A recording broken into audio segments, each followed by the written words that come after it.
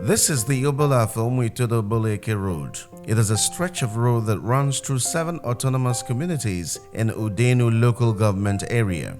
The 20-kilometer road traversed Ogwekwenu-Obolo, Umuosogwu-Oboloye, Umuonyeke-Oboloye, Amala community, Okpa-Akrekre-Obolonkwo, Umuitodo-Obolonkwo, Egudele-Ada-Obolo-Etiti, Ozagu-Obolo-Etiti, Ibenda-Obolo, Isienu-Obolo, Eke-Oboleke. This accounts for a very dense population of people made up of traders, farmers, and prominent persons of varied professions. Over the years, several futile efforts have been made to draw the attention of various past governments to the road, but all to no avail.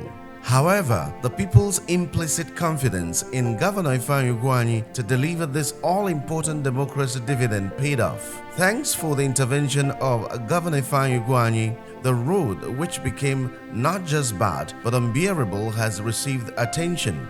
The road has been practically cut into several parts by gully erosion, thus rendering that approximately 20-kilometer road impassable. Communities have been cut off from communities, neighbors from neighbors.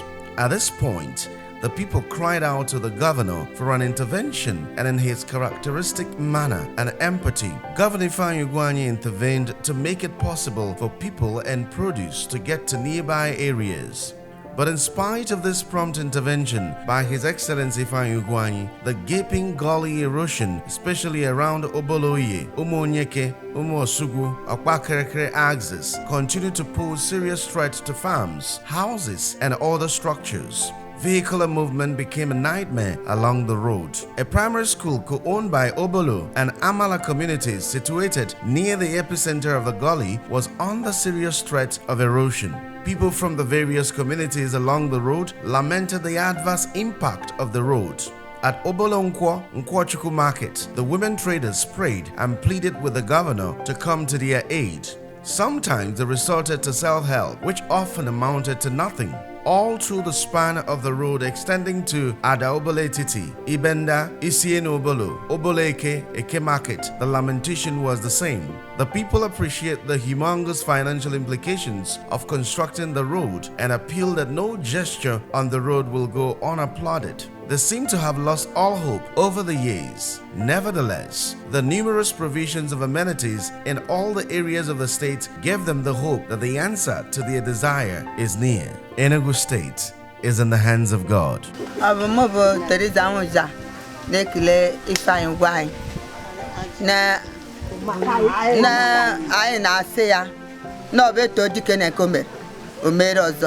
Na anyị na-enenya omemo ihe ọzọ je eme na anyị kachasị n'ụmụ anyị na-egega na atụta anyị nọ ka ọ ga-abụta anyị wetata ihe anyị je wore ma anyị go itu ma anyị ri ọsha anyị tugbo ekwo asha anyị ga na arịa ka anyị shitukwa aka na anyị afụgo ụzọ anyị weje je wejere n'ụzọ anyị awụbachago ọkada vụrụ anyị 500 egejekọtaga ahụ na ege gbogbo n'ọkwa minye na anyị ka kwado anyị ma anyị gara ma anyị vulire ha ga-ele ha na anyị na-evuriri mezu ọrịa nego sorry agaba dike na ya no beto dike na ko mero na eme na anya ozo no be jomu na ajo ya ile na yin se aya ba fun ma yin na ozo anya wo ba ko to ga na ta ni pata na yo se yin me ka le ka me me na yin la yin no de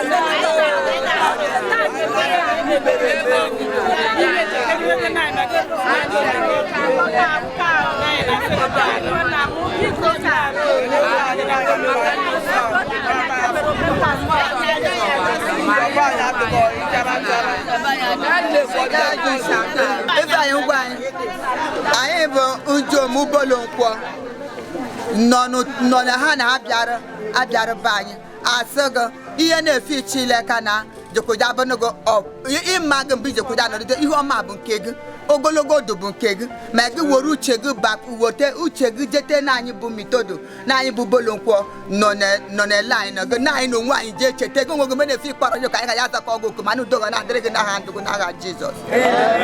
Anyị bụ ndị Mitodo Obolo-Nkwo. Anyị na-ayọ n'gọvanọ anyị gburugburu ihe ọ na-adị n'Enugu steeti apeka.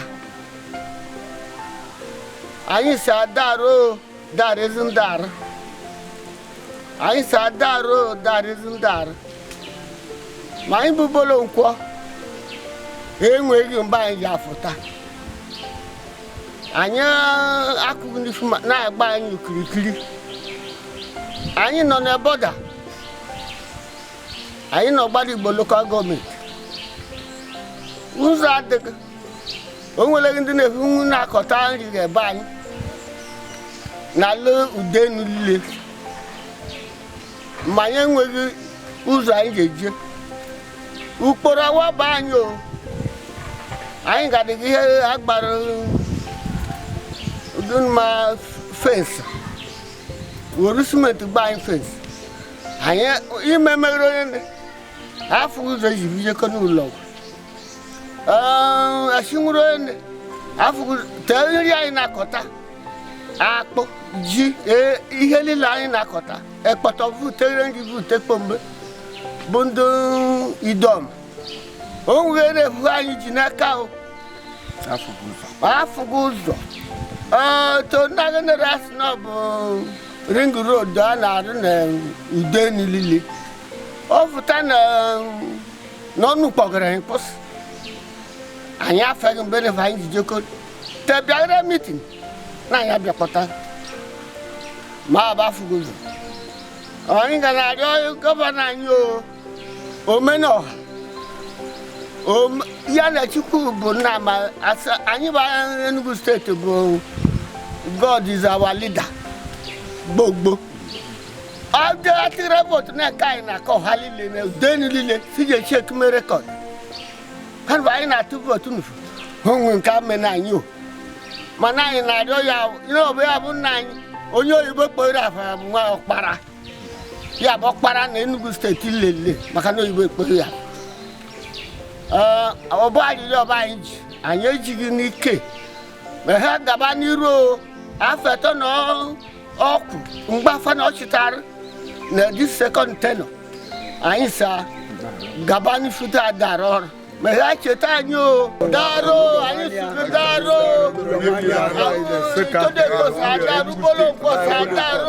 I would like to use this opportunity to thank His Excellency, even though I meet him on several occasions, but it is an opportunity for me to say thank you. He has this special love for Ubolo, and we cannot forget it. We can't take it for granted. In spite of his numerous engagements, in spite of all the arsenals of development that people are bringing towards him, he still remembers Ubolo, and we are grateful. Ubolo people are a grateful people. And Muabo Akezaka, Uza Nikoku, Buzo Garne Bay. Governor Roma Tuzo Gatarne Ubolo, Garambe, the Bayan on the Henor. We had a many Enugu State organization time. In spite of the lean resources that the state is struggling with, but it still remembers. How then would we make the governor happy again? Right? If not by praying for him, that even after his tenure, there will be an extension of other places where he can make Nigeria better. Because Enugu State, I'm very sure we remember him for many, many things. So it's my delight, it's my pleasure to pray for long life for him and also plead with him that this road is waiting for no other person except His Excellency. The reason is that he is our brother, we trust him, we appreciate him, we value him. If he comes to our aid in this road, heaven will also remember him. We will eternally be grateful to him. Because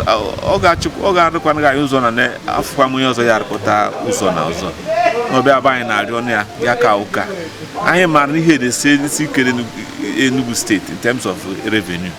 They will live in a federal location. Some of us who know will appreciate that it is only but a miracle that is happening in Enugu State.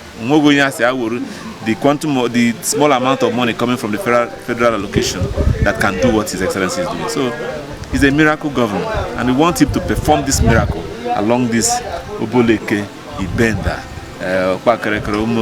Obolafo road, so that we can have a lease of life to make ourselves better. Chukwu gozren governor, Chukwu gozren mi fine boy, Chukwu gozren Diliana and Aror, Nanny boy, and make leg and do too. The chairman Udenu, he has been wonderful himself. Obiane will take great idea kwatuzo na main nine na gata tepepe. So I want to thank Solomon Ona, the executive chairman of the local government, for all the things he does for us. My bono mu buruburu. I na ya na arụkọ site na mgbe the House of Representatives na obi aba anyị kwomere. Ọta itodo kwa karakere primary school. Bata n'ifu primary school nfu. Shimba bata n'ime primary school. Aga amaghị ihe mere leta primary school nfu na onwe onye n'ukporo joko devie. Anyị bụ itodo ga-esi ohere na arịọ gị ịgbata na anyị ga na-echiri gị kpe enyemaka. Bịa benye na anyị aka na anyị aya shwele gị ma na aya kọgịgị. Ihe ụtụtụ na anyị so ga-eswe na anyị so ga-anyasị na anyị so. Daroro, Dasha, PDP. I'm going to use a wishy. Equal to Ibe Nobolo. Oh, my cable resign. No matter now, my hand I can, I'm not going to hand. And governor on the phone, no, my Karimubeli lives on Fogat. Make on a rare. Now, my man, I got one area. But now you're gonna have no got a more Shanna. Nobody boy yara in the Kana Mamma may you come for here or Cordinos on him. By the moon lenya, no yara there. I buy a chapel time in Muni, near Quese Quidiki, no Jessie Tinus on.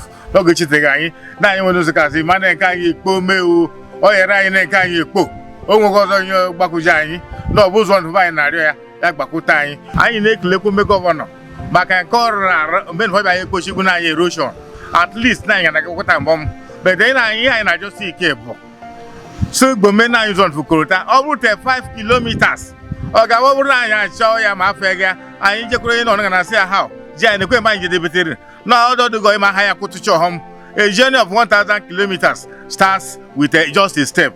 Over 3, Simbete 9, my Wuru home, Woku Jotare, no yours or be Angelic Curie. So before you, no Bangwa, Churunjo million yellow, no home and my Neku. No baji sikeka munyana nyeka ayi cleario no woman ko ba yaro no buchi woman ko again women version no na yanga na kakota won sha be no nu be mi biafuru ihe dị August no wo salele na yala chiko menga yin no ifugia no governor gbakuta anyị ka gbakuta anyị ayala anyị na ijige m ọnụ